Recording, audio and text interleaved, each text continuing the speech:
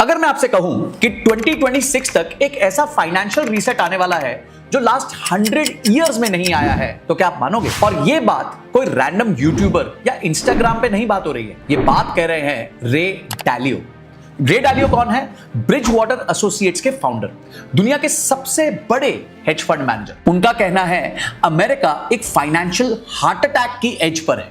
मतलब सिर्फ रिसेशन नहीं, एक सिस्टमैटिक मेल्टडाउन होने वाला है। तो आज की वीडियो में एंड तक बने रहिएगा, क्योंकि मैं आज आपको समझाने वाला हूं 3 इंपॉर्टेंट चीजें। पहली चीज, ये रीसेट क्यों आने वाला है। सेकंड, हिस्ट्री का साइकिल कैसे रिपीट हो रहा है।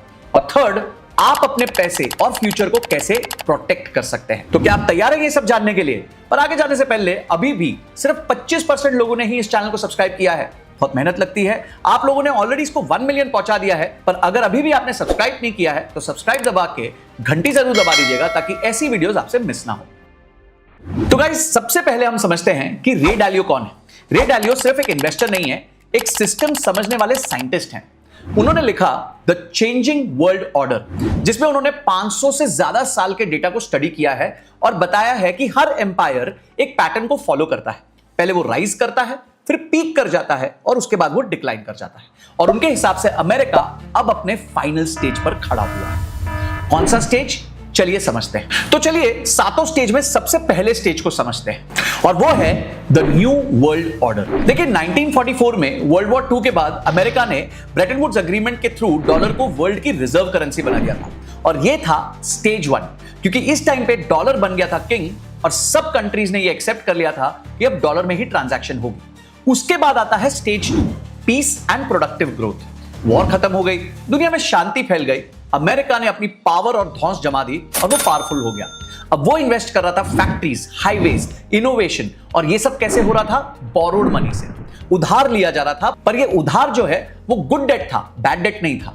इससे वो सिर्फ कंजम्पशन नहीं बढ़ा रहे थे, प्रोडक्टिव बोरोइंग कर रहे थे, बहुत सारा इंफ्रास्ट्रक्चर क्रिएट कर रहे थे। जैसे इंडिया के 1991 रिफॉर्म्स के बाद बहुत बड़ा बूम आया था, वैसे ही अमेरिका ने अपने ग्रोथ को टर्बोचार्ज कर लिया था। उस टाइम सब कुछ एकदम परफेक्ट लग रहा था।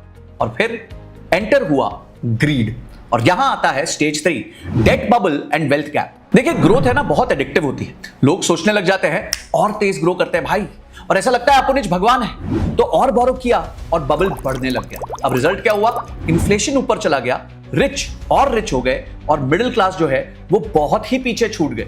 50 साल पहले घर लेना आसान हुआ करता था, आज इंपॉसिबल लगता है। ये होता है जब वेल्थ गैप बहुत मैसिवली इंक्रीज हो जाता है। पर क्या होता है जब ये बबल फट जाता है? और वहां आता है स्टेज 4, डेट बबल बर्स्ट। ये एग्जांपल है 2008 का। लीमन कोलैप्स हो गया था, बैंक्स क्रैश कर गए थे, जॉब्स चले गए थे, हर जगह हाहाकार मच गया था, सिस्टम कोलैप्स हो गया था। और यही पैटर्न पैंडेमिक के टाइम पे भी रिपीट हुआ। इकोनॉमी बंद हो गई थी, डेट सिस्टम हिल गया था। गवर्नमेंट के पास क्या सोल्यूशन था? अरे भाई पैसे को छापो, पैसा प्रिंट करो। पर जब प्रिंटर चलता है ना, वो आग बुझाता नहीं है, वो और बढ़ा देता है। और वहां से स्टार्ट होता है स्टेज 5, मनी प्रिंटिंग मेनिया। 2008 में और 2020 में जब बहुत घोर रिसेशन आ गया था, 2008 में फाइनेंशियल सिस्टम की वजह से, 2020 में कोविड की वजह से, तब ट्रिलियंस ऑफ डॉलर्स प्रिंट हुए थे। और ये प्रिंट हुए, और इससे क्या हुआ? इससे इकोनॉमी तो बच गई, पर वो टेम्परेरी बच गई, पर करेंसी डाइल्यूट हो गई। इन्फ्लेशन बहुत तेजी से बढ़ गया। हमने बहुत सारे आर्टिकल्स पढ़े थे उस टाइम पे कि 2008 में एक बार जब रिलीफ प्रोग्राम के थ्रू पैसा मिला, तो बैंकर्स ने अपने आप को ही बोनसेस इशू करने चालू कर दिए, और ऐसे छोटे मोटे नहीं, मिलियंस ऑफ डॉलर्स के बोनसेस इशू कर दिए। अब आप सोचो, एक बकेट में लीक है और आप उस पर पानी डाले जा रहे हो। कुछ देर तक तो ये फुल दिखेगा, पर थोड़ी देर बाद वो सारा पानी निकल जाएगा। और जब लोग सिस्टम पे ट्रस्ट खो देते हैं ना, तो नेक्स्ट स्टेज शुरू होती है, जो है स्टेज 6, रेवोल्यूशन एंड वॉर्स। लोग फेड अप हो जाते हैं, सिस्टम रिग्ड लगने लग जाता है, सोशल मीडिया पे फाइट होती है, पॉलिटिकल पोलराइजेशन हो जाता है। कोई डेमोक्रेट्स को पसंद कर रहा है, कोई रिपब्लिक को पसंद कर रहा है, रिच वर्सेस पुअर होता है, कंट्री अंदर से डिवाइडेड हो जाती है। और जब अंदर से वीक हो जाती है, तो बाहर वाले अटैक करने लग जाते हैं। चाइना, रशिया सब अपने चांस को देख रहे हैं कि भाई कब इन पे अटैक कर दे। और तब आता है final stage, stage 7, debt and political restructuring. इस स्टेज पे सिस्टम रीसेट हो जाता है, करेंसी गिरने लग जाती है, नए लीडर्स उठने लग जाते हैं। जैसे ब्रिटिश एम्पायर के बाद अमेरिका उठा था, अब अमेरिका के बाद कौन उठेगा? ये है दुनिया का रीसेट मोमेंट। डालियो कहते हैं ये साइकिल 50 साल से लेकर 150 साल में एक बार होता है और हम उस टर्निंग पॉइंट पे इस टाइम पे खड़े हुए हैं। देखिए, जैसे इंसान अपनी एज को डाइट और एक्सरसाइज से बढ़ाता है, वैसे ही कंट्रीज भी अपनी लाइफ को एक्सटेंड कर सकती है। कैसे? डेट को कंट्रोल करना पड़ता है, इन्फ्लेशन को हैंडल करना पड़ता है और यूनिटी को बचाना पड़ता है। पर अब 3 रेड लाइट्स ब्लिंक कर रही है। अगर ये फेल हुए ना तो रीसेट इनएविटेबल हो जाएगा। और अब ये 3 रेड अलर्ट्स क्या हैं, आइए समझते हैं। सबसे पहला है पॉलिसी इंड्यूस्ड रिसेशन। अमेरिका ने चाइना पर टैरिफ लगा दिए। शॉर्ट टर्म इफेक्ट कम है, इसका लॉन्ग टर्म इफेक्ट बहुत ज्यादा है। 2026 तक प्राइसेस एक्सप्लोड कर जाएंगे क्योंकि यूएस जो है वो चाइना से $600 बिलियन से ज्यादा का इंपोर्ट करता है। कंपनीज अपनी जो कॉस्ट बढ़ी है उसको कस्टमर्स को पास करेंगी। मतलब इन्फ्लेशन का डिलेड टाइम बॉम्ब चल रहा है भाई। सोचो हर अमेज़न प्रोडक्ट पे एक हिडन टैक्स लग जाए, शॉपिंग भी स्ट्रेस बन जाएगा। अब आता है point number 2, risks to US assets.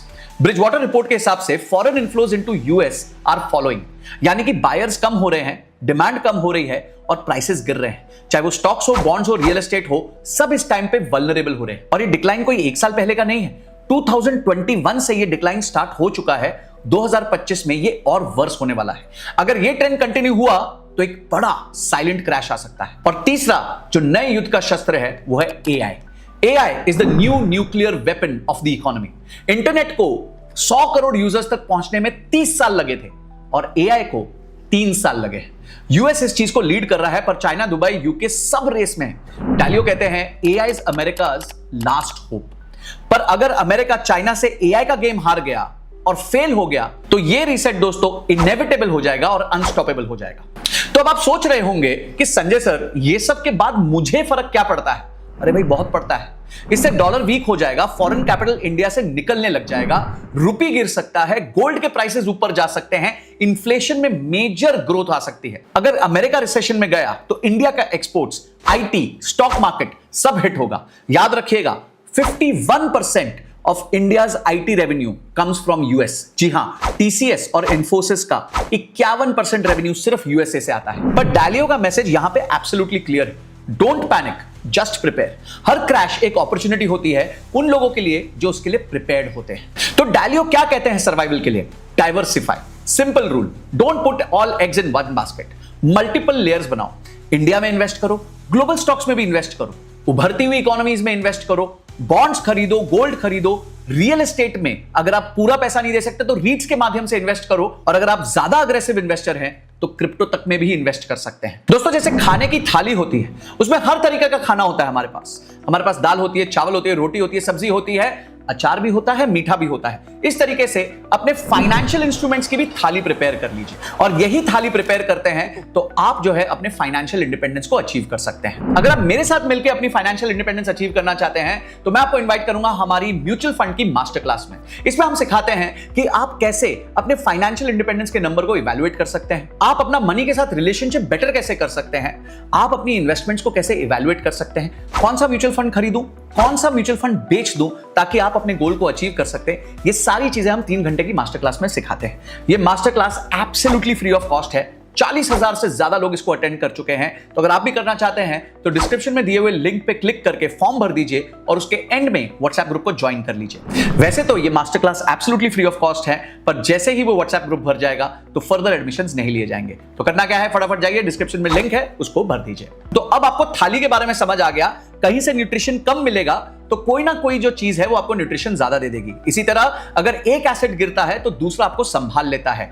ये है ट्रू फाइनेंशियल इम्यूनिटी। अब गाइस आता है स्टोरी का सबसे dramatic turn. Donald Trump propose कर रहे हैं गोल्ड और क्रिप्टो बैक सिस्टम अमेरिका का $37 ट्रिलियन का डेट मैनेज करने के लिए। सोचो, अगर डॉलर को गोल्ड या बिटकॉइन से पैक कर दिया जाएगा तो पूरा ग्लोबल मॉनेटरी सिस्टम हिल सकता है। रीसेट या रीबर्थ ये कोई भी नहीं जानता है, बट वन थिंग्स क्लियर, जो समय पे रेडी होगा वही इसमें जीतेगा। अगर आप चाहते हो कि ये $37 ट्रिलियन की डेट को कैसे यूएस गोल्ड और क्रिप्टो से रीसेट करने वाला है, इस पे मैं डिटेल्ड वीडियो बनाऊं तो कमेंट सेक्शन में आप क्रिप्टो लिख दीजिए, मैं एक डिटेल्ड वीडियो इस पे बना दूंगा। तो गाइस एक चीज समझ आ गई है, रीसेट आए या रीसेट ना आए, यूएस अपने आप को बचा पाए नहीं बचा पाए, चाइना दुनिया की सबसे बड़ी इकोनॉमी बन जाए नहीं बन जाए, हमें कुछ नहीं पता, शायद किसी को भी कुछ नहीं पता, सब अपना बेस्ट गेस ले रहे हैं। तो आपको क्या करना है, आपको सिर्फ अपने लिए डाइवर्सिफाइड पोर्टफोलियो बनाना है, जहां पे आप हर तरीके के एसेट्स को खरीदें अपने रिस्क और रिटर्न के बेसिस पे। और जब आप अपने लिए इस तरीके का एक डाइवर्सिफाइड पोर्टफोलियो बना लेंगे तो आप अपने आप को ऐसे शॉक से बचा पाएंगे। तो गाइस, आपको ये वीडियो कैसी लगी मुझे कमेंट सेक्शन में जरूर बताना। पसंद आई है तो लाइक करना, एटलीस्ट अपने 5 से 6 दोस्तों के साथ शेयर करना, ताकि उनको भी पता चले कि वो 7 स्टेजेस क्या हैं जिससे एक इकोनॉमी गुजरती है। पहले दुनिया की सबसे बड़ी इकोनॉमी डच इकोनॉमी होती थी, फिर उसके बाद ग्रेट ब्रिटेन था, फिर यूएस था, और अब शायद ये चैप्टर बदल के कौन सी कंट्री पे जाएगा मुझे नहीं पता, किसी को नहीं पता। This is Sanjay Kathuria signing off till the next video. जय हिंद, जय भारत।